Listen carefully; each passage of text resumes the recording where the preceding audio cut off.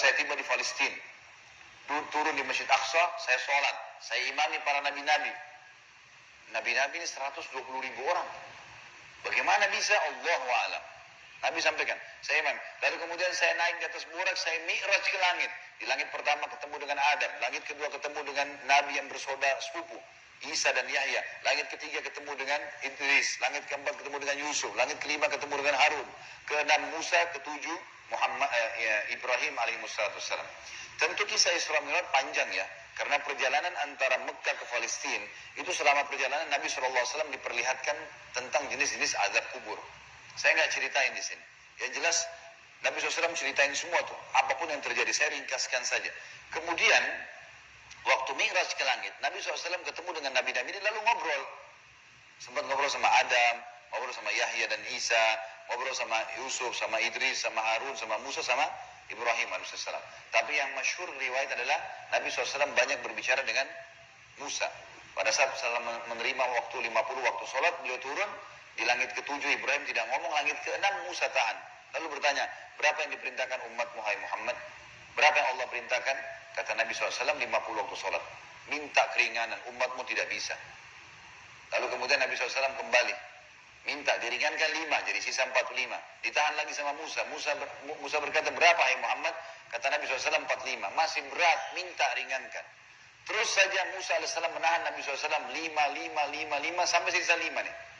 Yang kayak kita kerjain sekarang. Itu pun Musa masih bilang, minta keringanan. Bayangkan Bapak Ibu sekarang kalau 50 waktu sholat, per 15 menit azan. Siap nggak? Ini aja 5 waktu sholat sudah ngos-ngosan. Safnya, kadang-kadang sholatnya cuma imam sama muazzinnya saja. Gitu. Yang jelas Nabi Musa AS seperti itulah kisahnya. Sampai sisa 5 lalu Nabi SAW mengatakan, saya sudah malu dengan Tuhanku. Bolak-balik terus gitu kan. Maka terdengar suara dari langit, Allah berfirman, hai Muhammad, dia 5 waktu sholat tapi pahalanya 50 waktu sholat. Karena setiap umat Muhammad SAW kalau berbuat satu kebaikan dilipat gandakan 10 kali lipat. Assalamualaikum. Itulah Isra Mi'raj yang dinarasikan oleh penceramah dengan dasar hadis. Tapi maaf, faktanya bertentangan dengan Al-Quran dan hadis tersebut Israiliyah. Mari kita mulai dengan Bismillahirrahmanirrahim. Isra Mi'raj bukan untuk terima perintah sholat, tetapi untuk menunjukkan ayat-ayat Allah yang terbentang di alam semesta. Silakan cek di surat 17 ayat 1. Perintah sholat ada di Al-Quran. Subuh perintahnya ada di surat 24 ayat 58. Duhur perintahnya ada di surat 30 ayat 18. Asar perintahnya ada di surat 50 ayat 39. Maghrib perintahnya ada di surat 11 ayat 114. Dan Isya perintahnya ada di surat 24 ayat 5. Demikian. Perintah sholat lengkap di Al-Quran, bukan diterima saat Isra Mi'raj. Untuk itu akidah tersebut tinggalkan.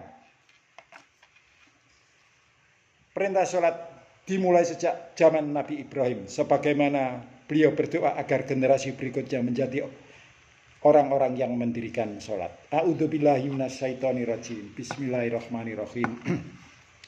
Rabbi ja'alni muqimas sholati wa min dzurriyyati Rabbana wa taqabbal du'a. Ya Tuhanku, jadikanlah aku dan anak cucuku orang-orang yang mendirikan sholat.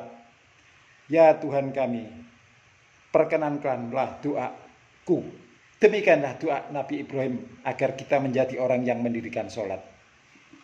Perintah sholat juga disampaikan kepada Nabi Isa alaihissalam. Bismillahirrahmanirrahim. Waja'alni mubarakan ainama kuntu wa ausoni bisolati wa zakati ma dumtu hayya. Dan dia menjadikan aku seorang yang diberkati di mana saja aku berada. Dan dia memerintahkan kepadaku agar mendirikan sholat dan bayar zakat seumur hidupku. Itulah perintah sholat kepada Nabi Ibrahim dan dilanjutkan kepada nabi-nabi selanjutnya sampai kita. Jadi perintah sholat ada di Al-Quran, bukan diterima saat Isra Mi'raj.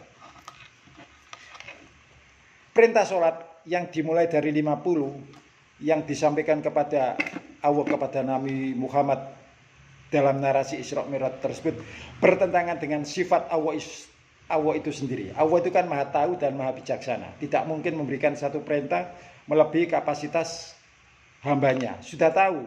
Jadi tidak trial and error 50 terus dinego menjadi 5 itu tidak. Langsung demikian. Juga negosiasi yang dilakukan oleh Nabi Muhammad dari 50 menjadi 5 itu bertentangan dengan karakter Nabi Muhammad itu sendiri. Karena Nabi Muhammad itu sami'na wa ata'na, sebagaimana yang terdapat di surat yang akan saya baca ini.